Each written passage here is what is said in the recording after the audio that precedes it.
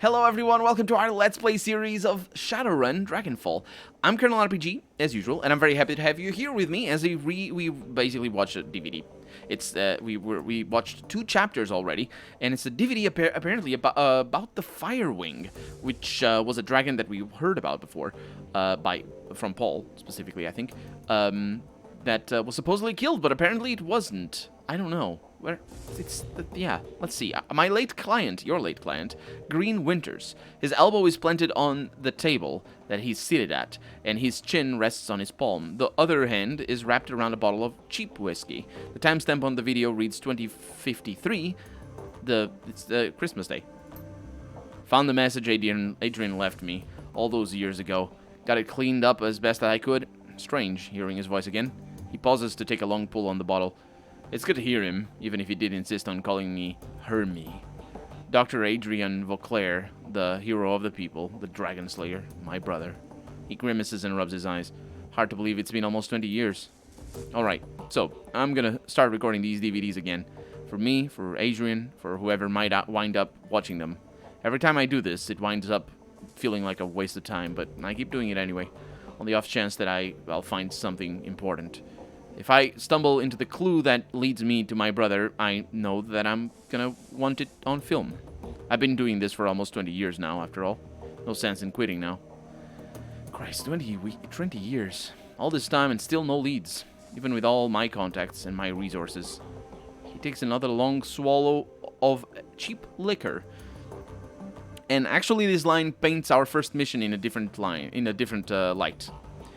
He was looking for the Firesfinger, and that's where I just said it. At the beginning of the episode, I said we had heard of the Firesfinger before, of the Firewing, and that's the last word that Monica said, and that's what we were sent there to find, to the castle, and it had an enormous amount of protection, the castle. So the castle is a lead for the Firesfinger somehow, or Feuerschwing, however you pronounce it. And this is the explanation. This right here is the explanation. We were sent there looking for the dragon. Even with my legendary bullheadedness, he says, doing air quotes, I've made no progress at all. Haven't turned up a single goddamn thing. Want to hear something funny? The closest I've gotten to a clue was a rumor. Apparently a team emerged from the SOX a while back. Nobody's clear on the date. But get this. He leans into the camera and gives a conspiratorial wink. Suddenly they vanished without a trace, he says, doing air quotes. He upends the bottle, drains it, slams it back down on the table. His eyes are rimmed with red. Not much of a rumor, considering. I already know that you're gone, big brother. I live with that every day. Oh, yeah, so his brother... That's, of course, the first track that we played was the tape that his brother left to him. That's him saying that he's going back into the SOX because he knows the dragon is there. Abruptly, Winter leans forward and reaches for something off screen. The display goes black. A few seconds later, the main menu returns. Let's play track 4. The DVD player ramps up to speed, filling the air with a shrill whining sound. Green Winters' image appears on the screen. The timestamp on the video reads 2054. The 31st of October. Well, that was a bust. Little progress on Feuerschwinger. In either, he shakes his head. I don't know. It's either the information is there, or it's weird, he says. The information is there, it's just wrong, somehow. It's too well laid out, too simple. Real life is messy, and this feels a little too neat. That's not the only thing that's nagging at me. I'm getting that tingly feeling all up and down the back of my neck again. It feels like I'm being tracked. I'm no Matrix hotshot like Clockwork or Schaefer. Schaefer here? Potentially being Monica? It would be Monica. It had to be Monica, unless she somehow was related to other Matrix hotshots. He says, but I'm good enough to know when someone's on my scent. Gotta install some new security measures. Can't be too careful. Winters' image disappears. The display goes black. A few moments later, main menu, track 5. The display goes blank for a moment. Then the face of Green Winters winks onto the screen. He is seated at a computer. Off to his left, an enormous monitor fills the screen. His voice carries an edge of panic. The timestamp on the video reads 2054, the 9th of November. His face is changing. I didn't notice it changed before, but now it's clearly different. This is his face. This is a change from his face when we found him. He was messed up when we found him, but this is him. He's older, basically. I think that's... yeah. Yeah, I recognize this picture from when we found him. It was just toast. Christ. I'm getting too close to something. There's a trail of bodies, and there have been disappearances. Gearbox, Martian, Peregrine. They've all disappeared within the past few years. Gearbox just went AWOL yesterday, and they were all making the same sort of inquiries about the Firewing that I've been. There are ghost stories spreading around the Decker community. Stories about Deckers disappearing and then some showing up again later, but wrong somehow. Scary stuff. I'm starting to think that it's true. Blitz leans in to whisper to you. Blitz in real life, I assume? Where is he? That's not him. Is that him? No. Blitz is over there. I know the stories he's talking about, Chief. Never really put much stock in them, not until now. Could these rumors be related to what's happening here? Am I being paranoid? Says Green Winters. He pauses for a moment as if seriously considering the question. Then he shakes his head and slams his fist on the table. Nah, I don't think so. Something big is happening here, and I'm right in the middle of it. Iger cuts in. That's a bit of a leap. One other... what? Yeah, I mean, maybe. One other thing, he says. Tolstoy told me a story about a kill team that might be related to all this. Apparently, a Decker named Helibor posted a theory about Fireschwinger and the Shadowland BBS about 5 years ago. About an hour later, a military spec team showed up in meat space and cooked her entire apartment with her in it. If what Tolstoy told me was true, Helibor live posted that event. She described her killer, this great big orc with skin grafts, the one that we found on the ground and almost killed. Then the whole thread disappeared, gone without a trace. Leap. Iger, love. Sounds like he's on the right track to me. Iger holds a silence, but concedes the point with a small nod. Yeah, it felt like a leap to just be like, this is in the middle of something, or I mean, right in the middle of it sounded like a leap. He might not be. That still is sort of a leap. He might not be right in the middle of it, but because, you know, other people are getting cooked alive, they seem to be the ones in the middle of it. But anyway, on the screen, Winter pauses. He looks like he's working up to something, and finally he speaks. I'm just gonna go ahead and say it. This has gotta be Fauerschwinger, all of it. Adrian was right about her. She's still alive, and she's out of the SOX. She's covering her tracks, working the shadows, preparing to rise again. And that means that I have to find you, Adrian, for everyone's sake. Thankfully, I've got a lead. For the first time in 2 decades, I've got a solid goddamn lead. I've backtraced all the Matrix nodes that Helibor was looking into, back before she got cooked. Whoever's been purging the Matrix didn't think about that. And I found that she'd turned up, and he stabs a few keys on his keyboard, and an image expands to fill the screen on his monitor. A satellite photo of a rural landscape, annotated with GPS data. A set of map coordinates. So now, I've got a target. A place to start digging. The Harfeld Manor. Conveniently located on an isolated stretch of countryside, miles away from prying eyes. Matrix records indicate that some sort of data vault exists beneath the estate, so that's what I need to get into. And this is where we came in, says Glory. As if on cue, a familiar image winks onto the monitor to Winters' left. Monica. I think I'm gonna tap Schaefer for this job. She's got the skills to bypass whatever security they're running out there, and she's gullible enough to take the job in the first place. I'll feed her some line about Flux State security, and she'll eat it up with a spoon. I warned her, says Paul. Amsel's voice is choked with rage. I warned her. On the display, Winter's mouth parts into a broad grin. Time to put plans into motion. But this time, tomorrow night, I should have the information that I need. And on the off chance that Schaefer gets taken out, well, that'll tell me something too. Can't make an omelet and all that. Until then. Winters' image disappears. The display goes black. A few seconds later, the main menu returns. And we can't talk to Paul about this. because his rage is probably as much as against Green Winters as it is against himself. Maybe not as much, but he definitely is feeling rage against himself because he warned her. And he couldn't warn her enough. When you play the 6th track, a small video window appears. You recognize the scene in the window. You are looking at the tattered drapes and nicotine-stained wallpaper of Winters' hotel room at Das Kesselhaus. The timestamp on the video reads 2054, the 10th of November. There's a blur of motion, and the haggard form of Green Winters lumbers into frame. Suspicions confirmed, Schaefer dead. Christ. Winters reaches a shaking hand off camera. A moment later, it returns clutching a cheap plastic drinking glass. He gulps something down, wipes his mouth with the back of his hand, and takes a deep breath. Okay. Back up. Slow down. Start from the beginning. Winters closes his eyes and makes a visible effort to calm himself. When he speaks again, his voice is steady. Got the call from my contact in Cruz Bazaar. Schaefer killed on the estate run. Matrix security at the estate cooked her brain. Considering Schaefer's skill and experience, on-site IC must have been extreme. Even by Berlin standards, security of that kind costs money, real money. Given the evidence uncovered so far, corporate involvement unlikely. The connection to the Fire Wing is too strong. So, let's come right out and say it. The dragon is what we're dealing with here.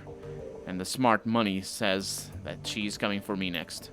Well, I won't go down without a fight. I've still got my contacts, still got my connections, and the flux state can be a hell of a weapon for the man who knows how to manipulate it. Winters takes another long pull from his glass, grimaces and swallows. Time for me to make my play. Ghost stories or no, missing Deckers or no, I've got to jack into the Matrix and start pulling strings. The countermeasures that I installed earlier should be more than enough to keep me safe for the 20 minutes I'll be in there. Winters drains the rest of the glass and then tosses it back over his shoulder. A moment later, you hear the dull clattering sound of hard plastic on linoleum. Schaefer's death was tragic. She was a staunch supporter of the F state. But still, all things considered. Winter fishes for something off screen. A moment later, his hand reappears clutching a data jack cable. Better her than me. He plugs the cable into his head and the screen goes to static. As your finger nears the eject button, a black screen cuts in over the static. A moment later, Green Winters' haggard face reappears. If you're watching this, then I guess they caught up to me. They will be after you too now. Blitz whispers into your ear again, more harshly this time. What the hell is this? Why didn't you warn me about this before I came here?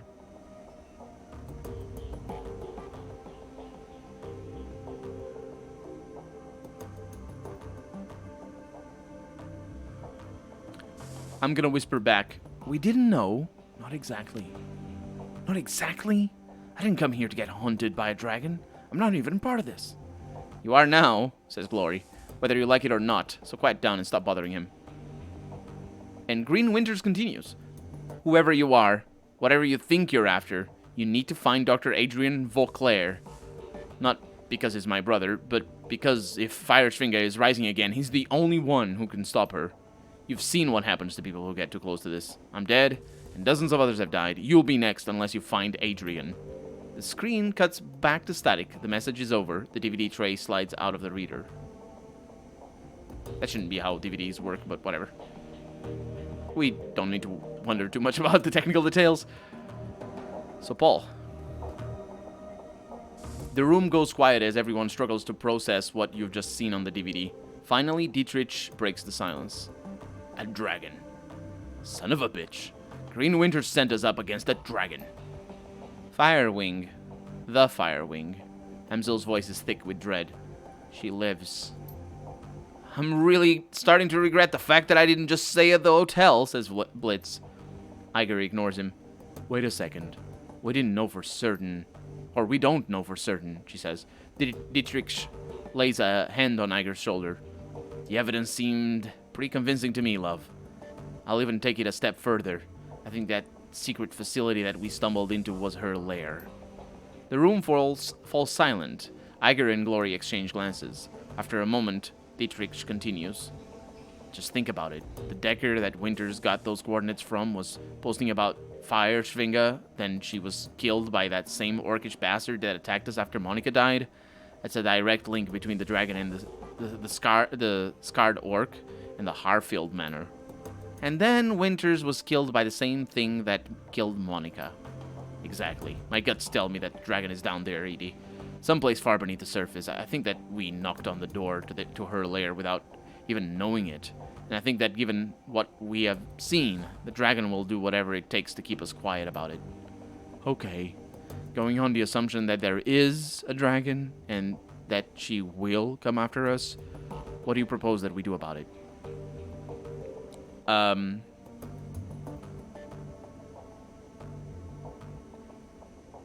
tell you what we're going to do. We're going to follow Winters' advice. We're going to find Vauclair. Yes, Edie is right. Finding Dr. Vauclair should be our priority. If we're going up against a dragon, we need to find ourselves a dragon slayer. Winters spent 20 years searching for Vauclair, and it got him nowhere. How do you propose that we find him? With the help of an information broker. Let me guess. Back to the coffee shop? For this? No. While Herr Burakgazi is very capable, a task of this magnitude is beyond him. We need to make contact with the premier information broker in Berlin. We need to talk to Alice. Blitz scoffs at Amsel. Alice? Best of luck, and I hope that you're rich. Amsel raises an eyebrow. For this? Rich enough, even if only just. Who is this Alice? A most prominent figure in Berlin's shadow community. Ex-Schockwellenreiter. She... Schockwellenreiter? What? I have no idea what that is. Secret police of Germany, maybe? I wouldn't know. She provides information retrieval services for the F-State. Amsel turns to the computer console behind him and runs his finger over a virtual keyboard. The machine begins to hum. If Winters was right, if Vauclair is still alive, she can help us find him. The console spits out a stick of black plastic. Amsel plucks it from the computer and hands it to you. Here, your key to speak with Alice. Cred stick? Amsel nods. An encoded cred stick, yes. 10,000 nuyen. Alice will not show her face for less. This represents the last of my personal savings, Edie. Make this meeting count.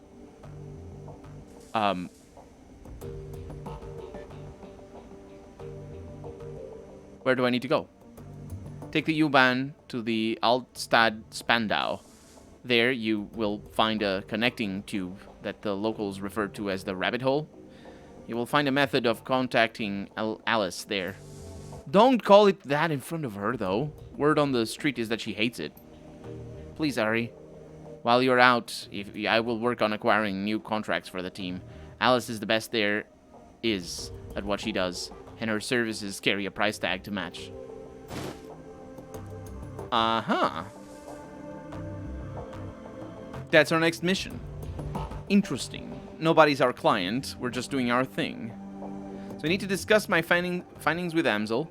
And first, of course, I need to take the U-Bahn to meet Alice. Let's do that. There's nothing else. Unless, of course, there's more people outside that need to talk to me, which I doubt. Because I think it's only when we leave that things get respawned, basically. Let's bet him again. I mean, I could try you. Yeah, this is a good. It's a good check to see that things didn't actually change between that conversation and us. Because otherwise she would have the same dialogue again of me asking for the thing, for the little robot that I gave her. Anyway, now we're gonna take care of inventory, and I think we're not the rabbit hole. I also didn't know what not to call her. Am I supposed to not call her Rabbit, or am I supposed to not call her Alice? Either way, I'm not gonna call her that. Ooh, there's something over here. Hyper, sure, thanks. Let's Deal with this arcade machine then. The only active console in this derelict span of U-Bahn platform is an old video arcade machine. The CRT monitor set into the machine's cabinet glows uninvitingly, or rather not uninvitingly, invitingly. Cheerful, pixelated graphics swirl and dance on the screen. Let's investigate the machine. At the base of the controller panel, you find a cleverly hidden input port. The port is shrouded in black plastic and it appears to be the approximate shape of a typical cred stick. I'm going to insert Hamsel's down payment into the machine. Internal motors grip the cred stick and pull it into the machine. It disappears into the port and the screen goes black. Moments later, a video image fills the screen. The picture is dark and grainy, a far cry from the bright, colorful sprites that previously inhabited the display. On the screen is a dimly lit office. The place looks like it was pulled straight from an old detective movie. From the Venetian blinds on the windows to the great swathes of shadow that paint the walls black. Center stage, sitting behind a large mahogany desk, is the silhouette of an impressive-looking woman in a charcoal gray suit. The tip of a cigarette glows cherry red in the shadows. She leans forward into the light, and you catch your first glimpse of Alice. Her face is all hard planes and sculpted angles, with high cheekbones and almond eyes. Her lips are painted a frigid blue, but the look in her eyes is even colder. A head of lustrous black is interspersed with flowing streams of cyan light. Alice exhales a plume of smoke and then tips her cigarette into a nearby ashtray. She fixes her eyes on you, and her lips curl into a humorless smile. "We're on your dime, friend. Tell me what you're looking for." "I need you to find someone for me, Dr. Adrian Vauclair." She raises an eyebrow. "The Dragon Slayer? Interesting. He's been missing for a long time."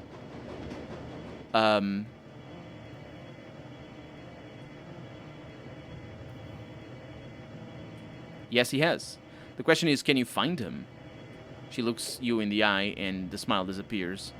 Her voice is all business. "If he's out there somewhere, I'll find him for you. He could be living under an assumed name in California Free State, and I'd still track him down. And if he's not alive, I'll tell you where you can find his corpse."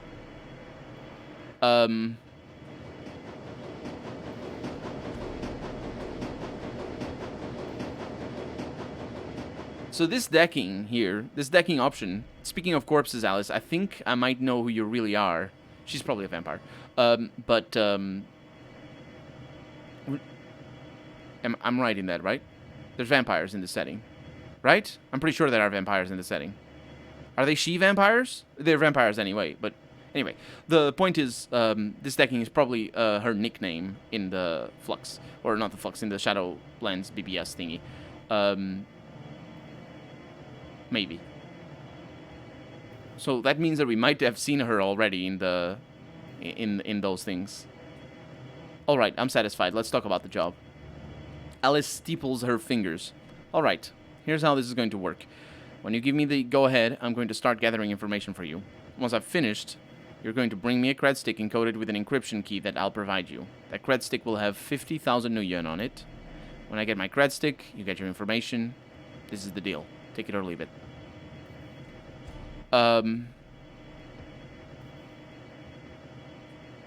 Let's not haggle. I don't think there's a reason to haggle here. For a neo-anarchist, you behave an awful lot like an old world profiteer. Well, anarcho-capitalism is a thing, and that would be basically the same thing. I wonder if that's the answer that she would give me. Let's just say that. All right, you've got a deal. Okay, but remember, you say go, and I go. From that point on, you're on the hook to pay me my fee. No turning back, no refunds. Are we square on this?